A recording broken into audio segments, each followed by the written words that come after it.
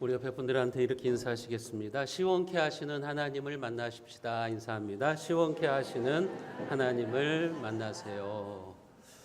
날씨가 무척 덥습니다. 어떤 사람은 그렇게 말해요. 숨만 쉬어도 덥다. 그렇게 말하는데 요즘 보면은 이 폭염 아니면 폭우입니다. 그렇죠? 폭염 아니면 폭우인데 염려스러운 것은 이것이 기후의 뉴 노멀, 새로운 기준이라고 하는 겁니다. 앞으로는 이런 날씨가 계속됩니다.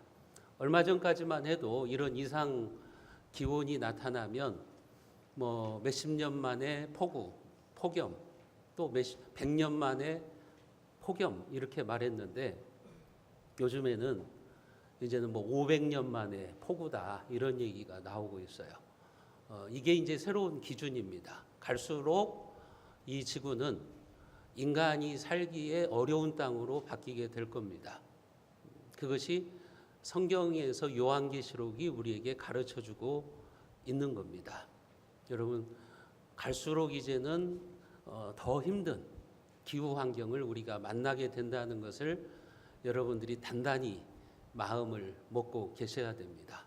그러면서 우리가 기억해야 되는 것은 결국은 모든 것이 하나님의 뜻대로 이루어진다. 하나님의 말씀대로 진행된다는 것을 우리가 기억하시고 더욱더 우리의 신앙생활은 뒤로 물러가지 아니하고 하나님을 섬겨야 될 것입니다.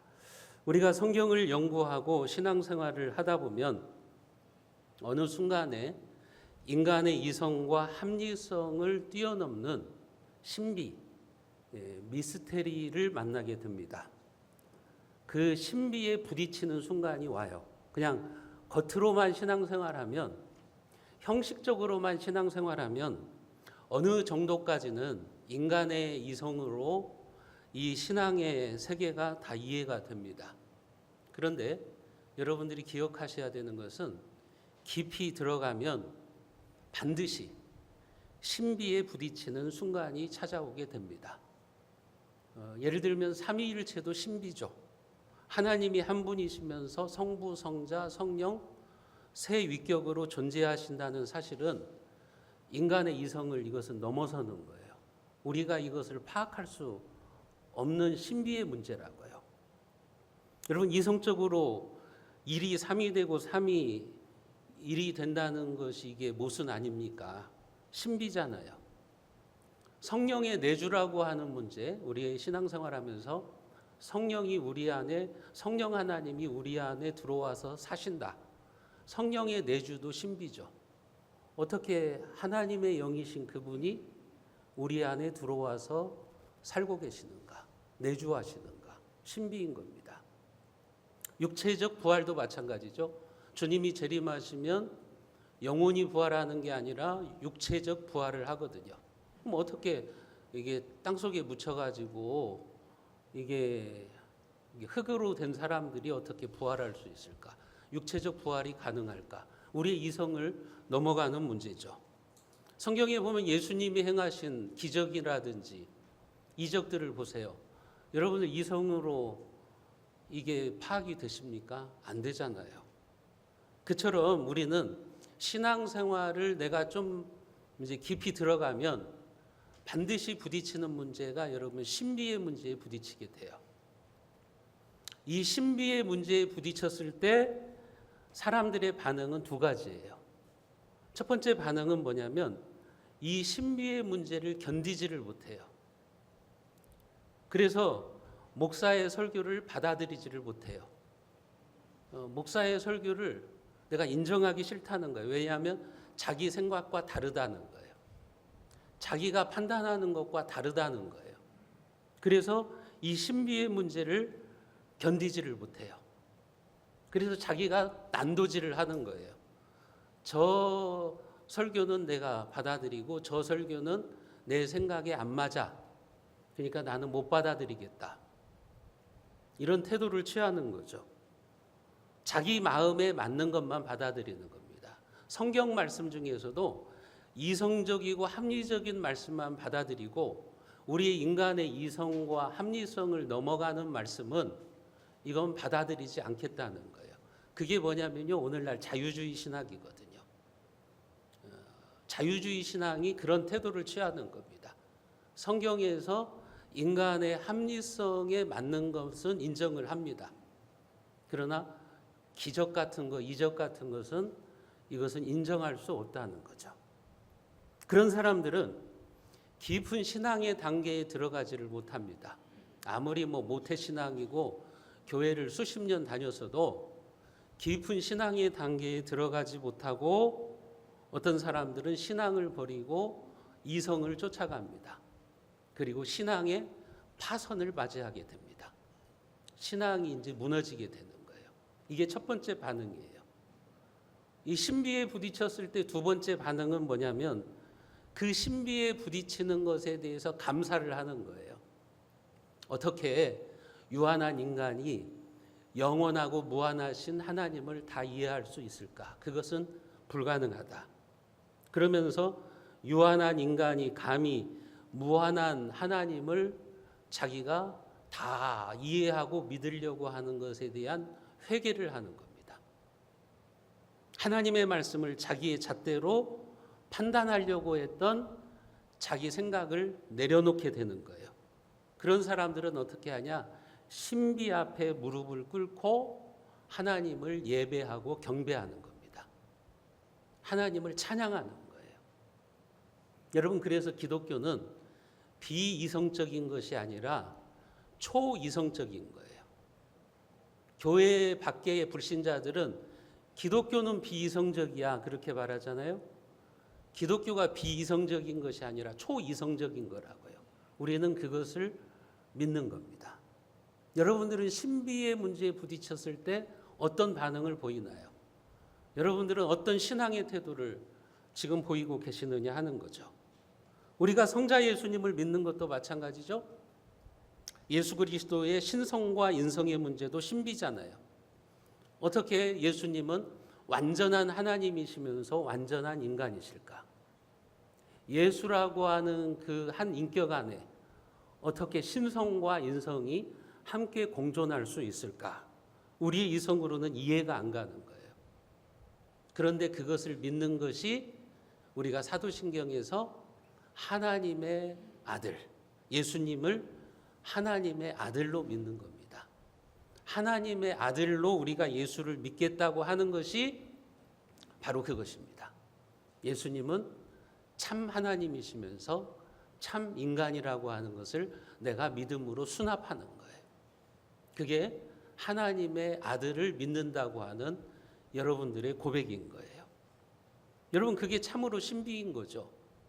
이게 우리의 마음대로 이게 믿어지는 게 아니에요. 그래서 지난 시간에 말씀드렸던 것처럼 베드로가 예수님을 향해서 주는 그리스도시요 살아계신 하나님의 아들입니다 라고 고백했을 때 예수님께서 시몬아 네가 복이 있다.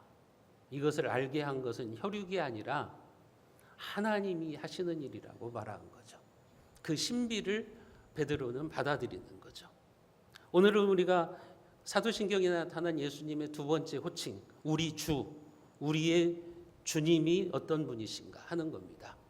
하나님의 아들이라고 하는 호칭이 하나님과 예수님 사이의 관계를 말하는 호칭이라고 한다면 우리 주라고 하는 호칭은 예수님과 우리 사이의 관계를 말하는 호칭이에요.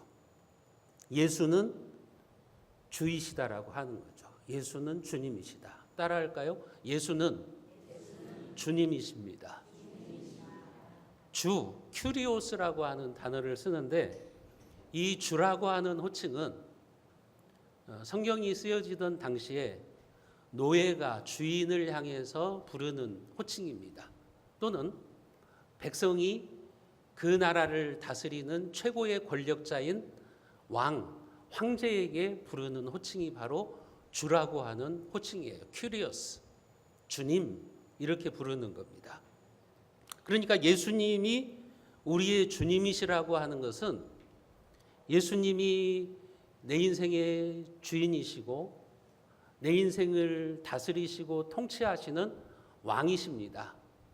내가 주인이 아니라 예수님이 내 인생의 왕이십니다. 그것을 고백하는 거예요.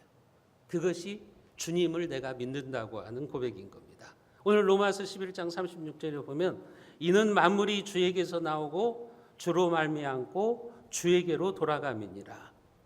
여기에 보면 예수님은 만물을 창조하신 창조주 하나님이라고 말하죠. 만물이 주에게서 났어요. 그리고 주로 말미암고 주에게로 돌아감이니라. 예수님은 창조주 하나님이시면서 그분은 지금도 이 세상을 통치하시는 주인이시다. 이 세상을 다스리시는 왕이시다. 그것을 믿는 것이 바로 이 호칭이라고 하는 겁니다. 여러분들이 예수님을 우리 주, 나의 주라고 고백하는 것은 그것은 무엇을 말하냐면 이제 예수님이 내 인생의 주인이 되심을 내가 믿겠다는 거예요. 내 삶을 주관하는 통치자라는 것을 인정하겠다는 거예요. 쉽게 말씀드리면 이제 내 삶의 주인이 바뀌었다고 하는 거예요. 예수를 믿기 전에는 어떻게 노래했냐면 그런 가요도 있잖아요. 내 인생은 나의 것, 내 인생은 나의 것. 내 인생은 나의 것이었어요. 근데 예수를 믿은 다음에는 이제 내 인생은 나의 것이 아니에요. 내 인생은 주님의 것입니다. 내 인생은 예수님의 것이에요. 그것을 내가 결단하겠다고 하는 것이 예수를 주님이라고 고백하는 것입니다. 여러분, 예수님을 우리가 주님으로 인정해야 되는 것이 왜 중요한 겁니까? 그런 자들만이 구원을 받을 수 있기 때문에 그런 거죠. 로마서 10장 9절과 10절 말씀에 그 사실을 우리에게 말해줍니다. 우리가 같이 한번 읽어보겠습니다. 내가 만일 내 입으로 예수를 주로 시인하며 또 하나님께서 그를 죽은 자 가운데서 살리신 것을 내 마음에 믿으면 구원을 받으리라. 사람이 마음으로 믿어 의에 이르고 입으로 시인하여 구원에 이르느니라.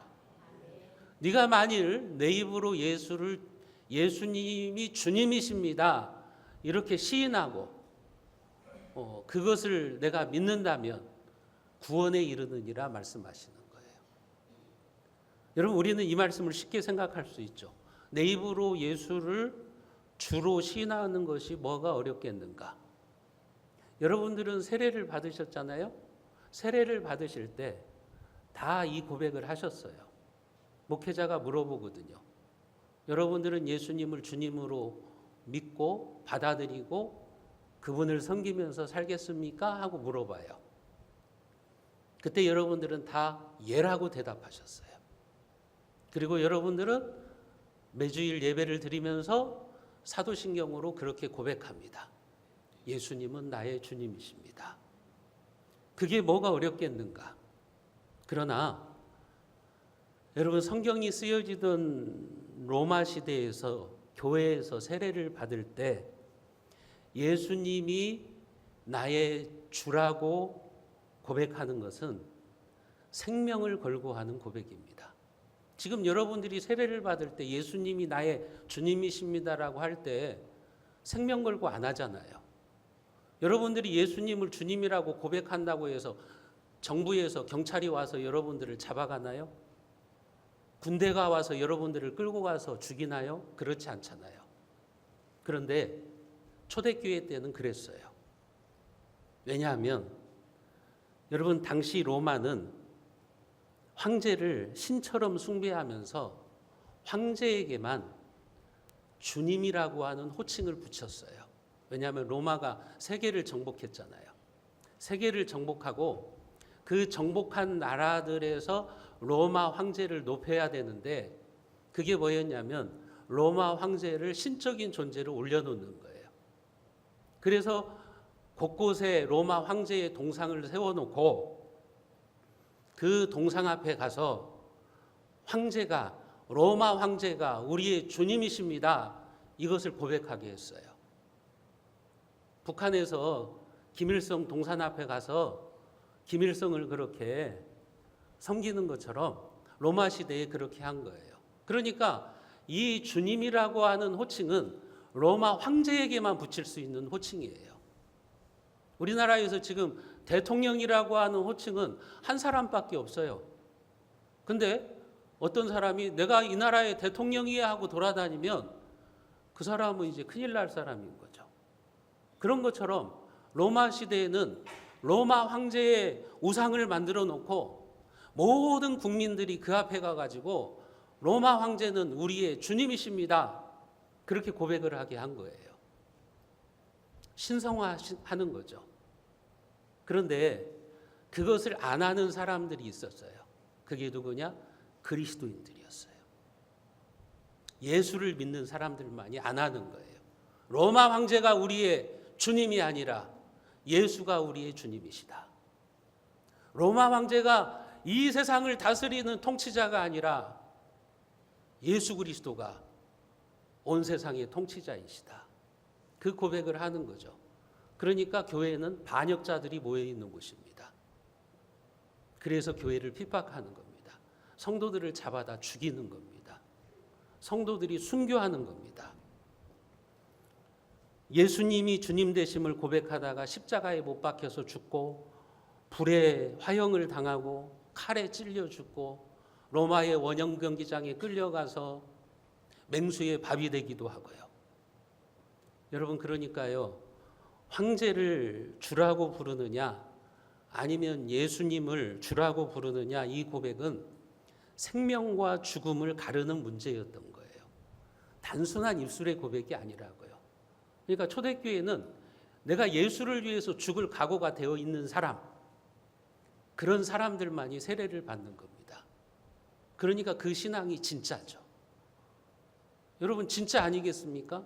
생명을 걸고 예수님을 믿는 거니까 그 신앙이 오리지널인 거죠. 지금이야 뭐 여러분들이 세례 받는다고 예수를 주라고 고백한다고 해서 잡아다가 여러분들을 핍박하고 여러분들을 죽이지는 않잖아요. 그러니까 우리의 신앙 고백이 가짜일 확률이 있는 거죠. 그러나 초대교회 때는 이게 오리지널 고백인 거예요. 진짜 신앙 고백인 거예요. 그래서 바울은 우리의 입으로 예수를 주로 시인하는 자들은 구원에 이르느니라. 그들은 확실히 구원받은 자들이다. 그렇게 이야기를 하고 있는 겁니다. 여러분, 오늘날도 마찬가지죠. 우리나라에서는 예수님을 주님이라고 고백하는 세례를 받는 것이 별일 아니에요.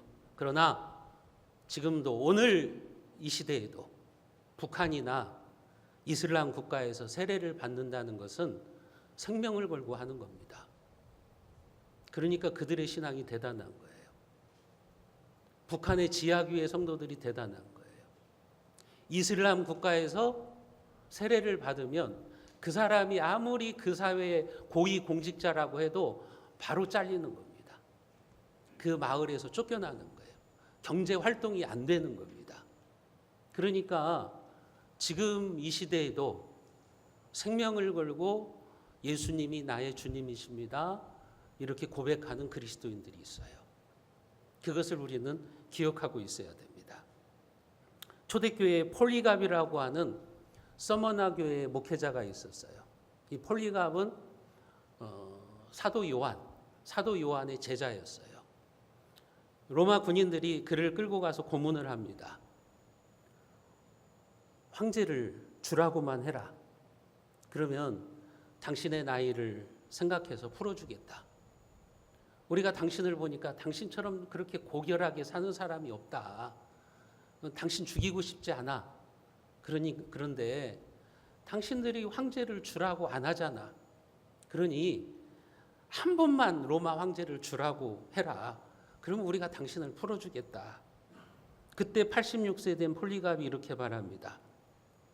나에게는 예수님만이 주님이시다. 그분은 나의 주님이시고 그분은 만왕의 왕이시다. 그렇게 고백합니다. 그러니까 너무 안타까운 거예요. 그를 잡아온 로마의 군인들도 이 폴리갑을 살려주고 싶은데 너무 안타까워서 다시 설득을 하는 거예요. 제발 황제를 주라고 한 번만 부르는 것이 그게 뭐가 어려우냐. 그냥 한 번만 말해라. 그러면 풀어주겠다. 살려주겠다. 그때 폴리갑이 이렇게 말하죠. 여러분들도 들어보실 거예요. 주님은 86년 동안 나에게 한 번도 신실하지 않으신 적이 없었는데 내가 어떻게 주님께 신실하지 않을 수 있겠는가 하면서 그는 장작더미 위에 올라가서 불에 타서 순교합니다. 그때 사람을 죽이는 화형을 할 때는 여러분 고통스러우니까 묶어놓고 불을 붙이거든요. 로마 시대 기독교를 박해할 때. 근데 폴리갑은요, 묶이지 않고 자기가 스스로 올라가요. 스스로 올라가서 그는 순교합니다. 그 불이 자기의 몸을 사르는데도 그는 끄떡하지 않습니다. 여러분, 예수님을 주님이라고 고백하기 위해서 폴리갑은 그렇게 한 겁니다. 여러분들은 매 주일 예배 때마다 사도신경을 통해서 예수님이 나의 주님이십니다라고 고백합니다.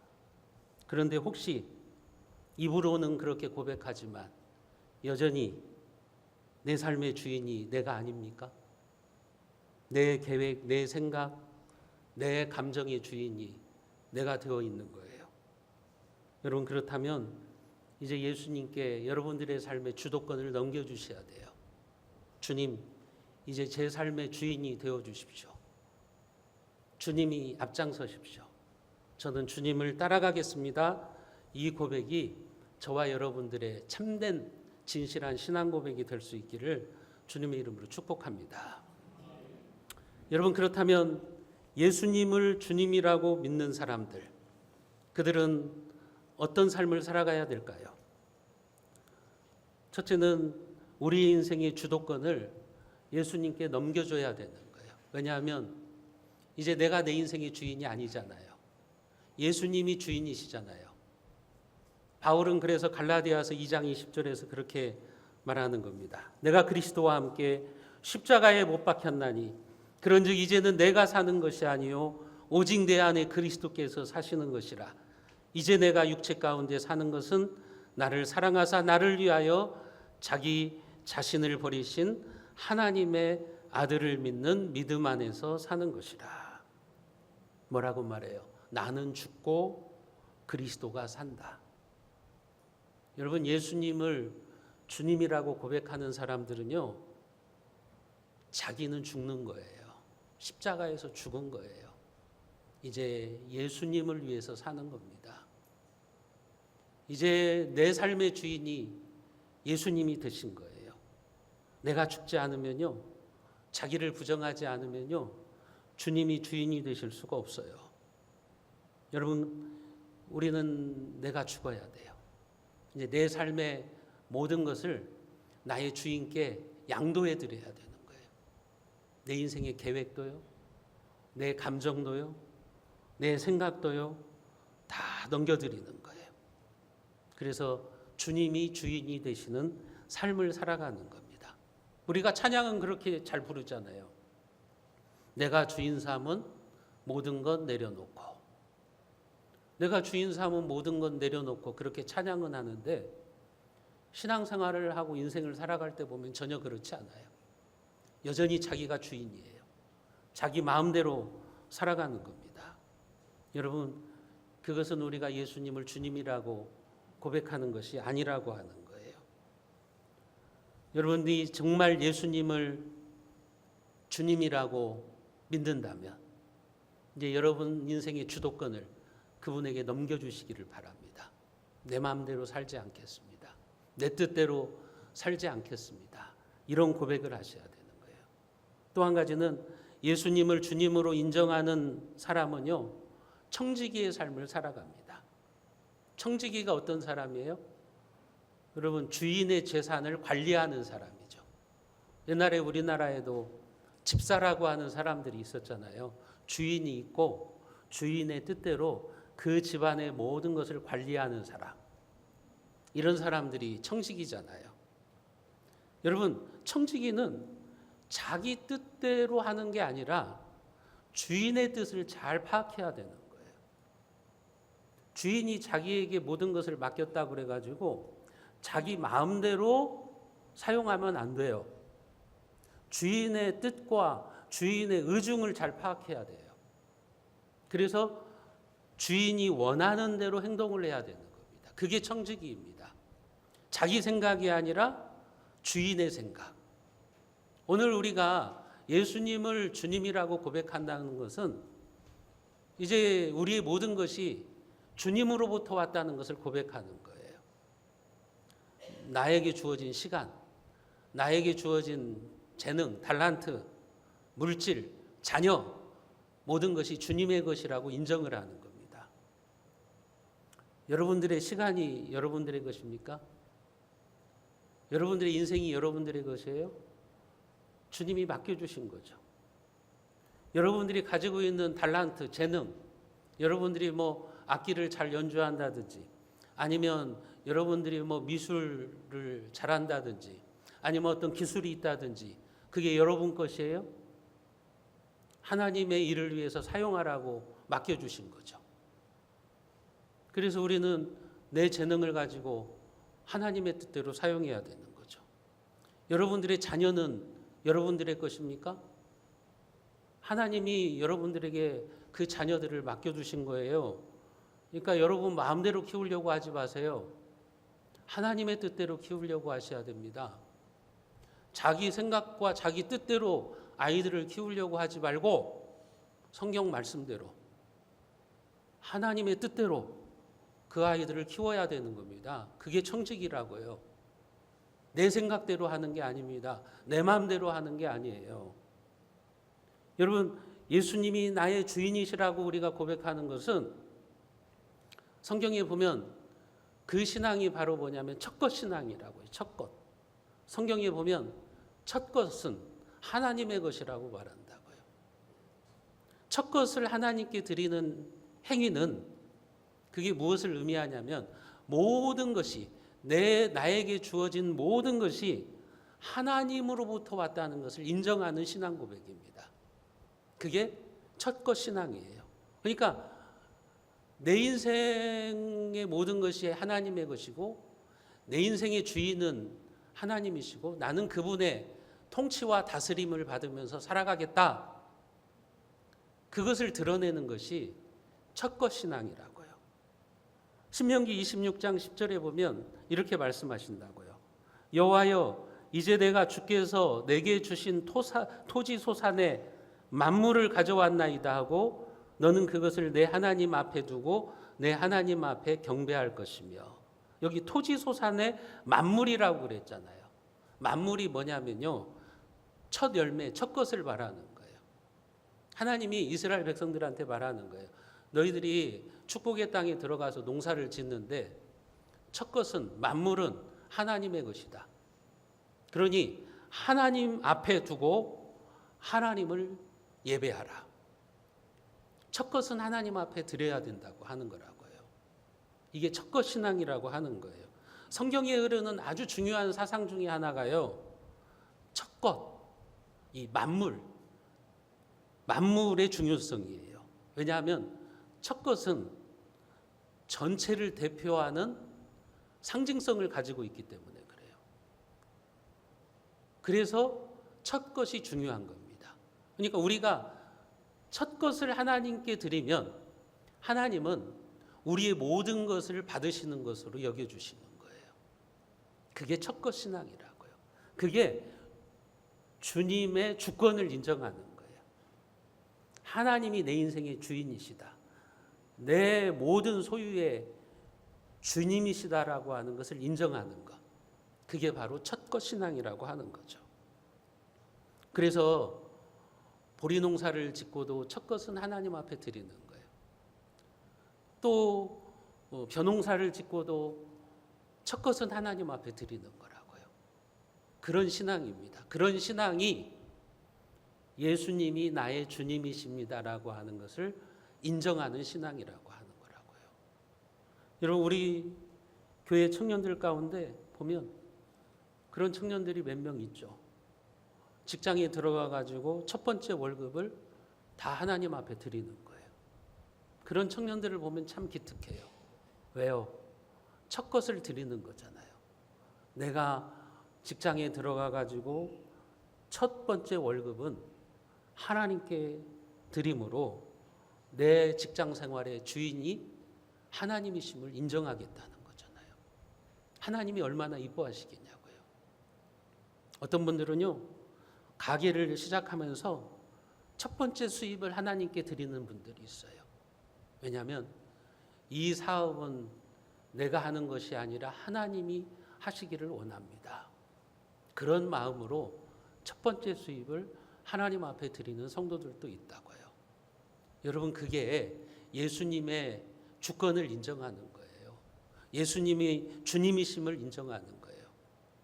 여러분들, 시간의 첫 것이 있어요. 시간의 첫 것이 뭡니까? 주일입니다. 주일은 한 주간의 첫 것이에요. 달력을 보세요. 주일, 그 다음에 월, 화, 수, 목, 금, 토 있잖아요. 제일 앞에 일요일, 주일이 있잖아요. 일주일의 시간의 첫 것이 바로 주일이라고요. 이날을 우리는 하나님께 드리는 거예요.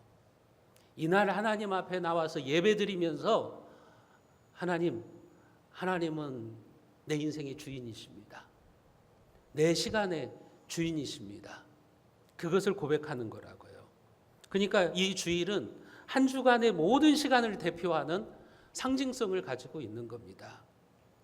주일을 뭐라고 말합니까? 영어로 말하면 로드스데이라고 말한다고요. 주님의 날이라고요. 나의 날이 아니라고요. 주님의 날이에요. 여러분, 그렇다면 이 주일은 예배 1시간 드리고 나서 여러분 주일 성수했다고 착각하시면 안 돼요. 이 날은 하나님께 드리는 날이에요. 주일 예배 드리고 그 다음부터는 내 시간이라고 하시면 안 되는 거예요. 주일은 하나님께 드리는 날이에요. 그래서 온종일 예배 드리고 우리가 찬양하고 말씀을 공부하고 또 성도들 중에 연약한 자들을 돌보고 그런 일을 하는 날이에요. 직분자들이 주일 성수를 안 하는 경우들이 많죠. 주일 예배 한번 딱 드리고 가는 거예요. 오후 예배도 안 드려요. 어떤 사람은 주일 예배도 안 드리고 주일 학교만 가는 거예요. 자기는 주일 성수했다고 생각하죠. 하나님이 그런 예배 안 받으십니다. 하나님이요, 그런 주일 성수를 요구하신 적이 없어요. 주일 성수는 그렇게 하는 게 아니에요. 내 마음대로, 내 감정대로, 내 기준으로 그렇게 하는 게 아니라고요. 주일은 주님의 날입니다. 주님께 드려지는 날이라고요. 그게 올바른 신앙인 겁니다. 여러분, 일주일에 하루도 하나님께 예배드리기 위해서 시간을 떼어놓지 못하는 사람이 어떻게 자기 인생을 주님의 것이라고 고백할 수 있을까요? 말도 안 되는 얘기인 거죠. 시간의 첫 것이 바로 주일이라고요. 여러분들은 그래서 주일을 거룩하게 지키셔야 돼요. 적어도 재직들은 주일 성수의 본이 되셔야 되는 거예요. 우리 교회 재직이요, 서리집사 이상 재직 200명이 넘습니다. 그러면 주일날 오후 예배도 200명 이상이 나오셔야 되는 거예요. 근데 뭐 권사님들도 안 나와요. 장로님들도 안 나와요. 중직들도 안 나와요. 그러면 안 되는 거예요. 적어도 집사, 권사, 중직들 이런 분들은 주일 성수 제대로 하셔야 되는 거예요. 그것을 예수님을 주님이라고 믿는 겁니다. 진실한 신앙 고백을 하는 거라고요. 여러분, 11조도 마찬가지입니다. 11조는 내 수입의 첫 것이라고요. 우리 물질의 첫 것이라고요.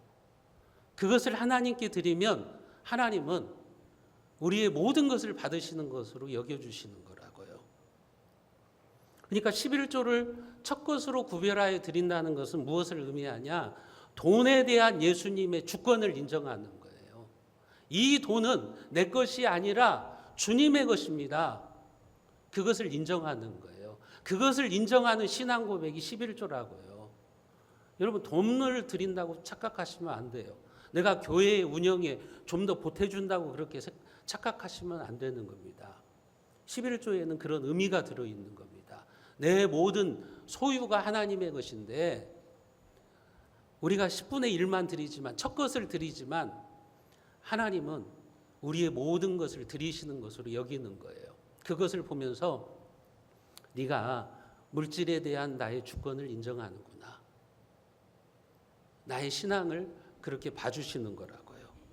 근데 왜 우리가 11조를 못합니까?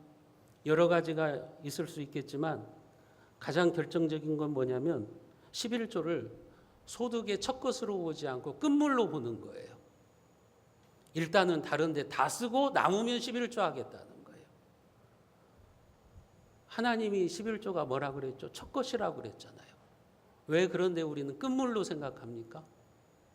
그렇지 않습니까? 11조는 끝물이 아니에요. 여러분들이 11조를 끝물로 생각하시면 하나님도 여러분들을 축복하실 때 끝물로 주실 겁니다. 11조는 첫 것을 하나님께 드림으로 내 소유의 주인이 하나님이심을 고백하는 신앙 고백입니다. 그 신앙 고백의 정신이 들어있는 게 11조라고 하는 거예요.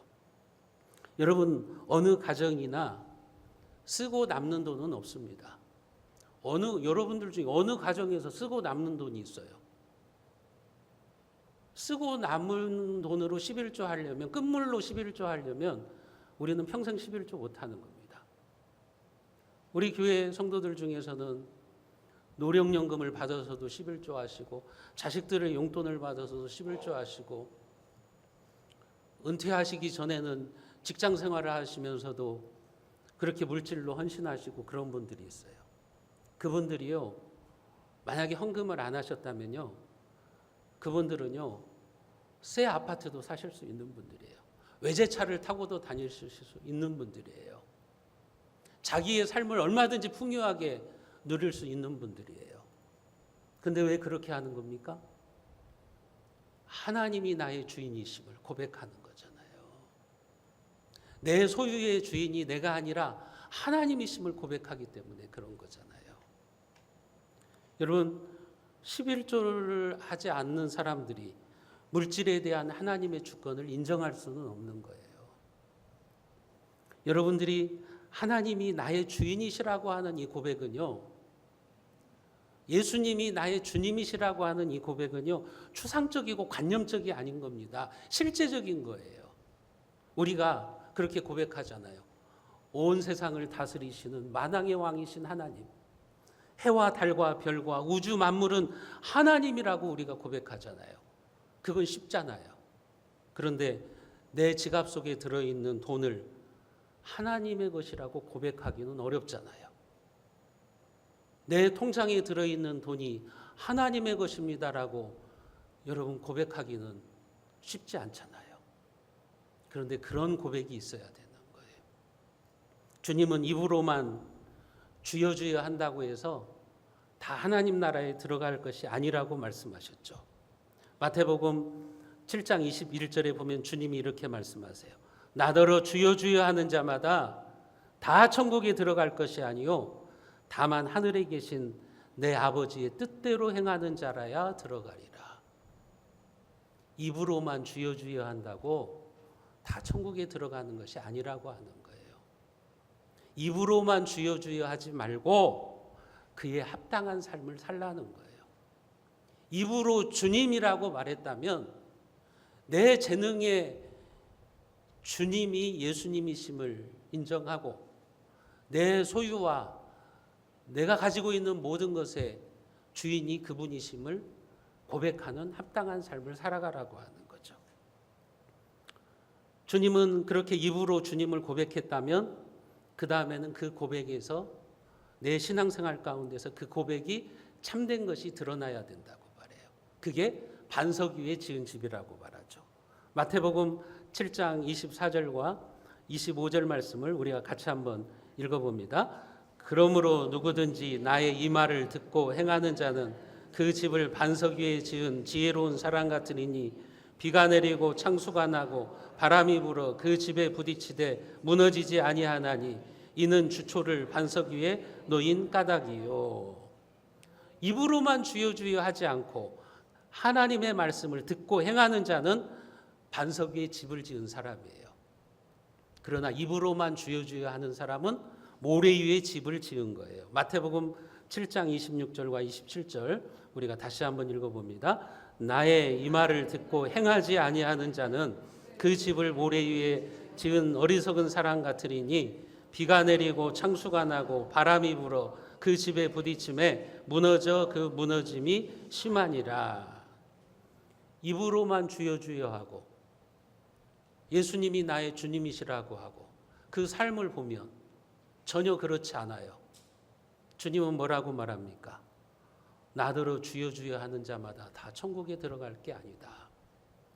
사랑하는 성도 여러분, 이 시간 주님이 여러분들에게 물어보십니다. 정말로 내가 너의 주인이냐? 물어보십니다. 주님이 여러분들에게 물어보세요. 정말로 내가 너의 가정의 주인이냐? 네가 가지고 있는 돈의 주인이냐? 주님이 물어보신다고요. 여러분, 입술로만 예수님을 주님이라고 부르고 있지는 않습니까? 여러분들의 삶으로 고백하시기를 바랍니다. 여러분들이 성경책에만 은혜되는 말씀이 밑줄 긋는 삶이 아니라 여러분들의 삶으로 하나님의 말씀을 드러내는 그런 신앙생활을 하시기를 바랍니다. 그래서 여러분들은 모래 위에 여러분들의 신앙을 세우는 어리석은 인생이 되지 마시고 든든한 반석 위에 세우시는 지혜로운 성도들이 다 되시기를 주님의 이름으로 축원드립니다.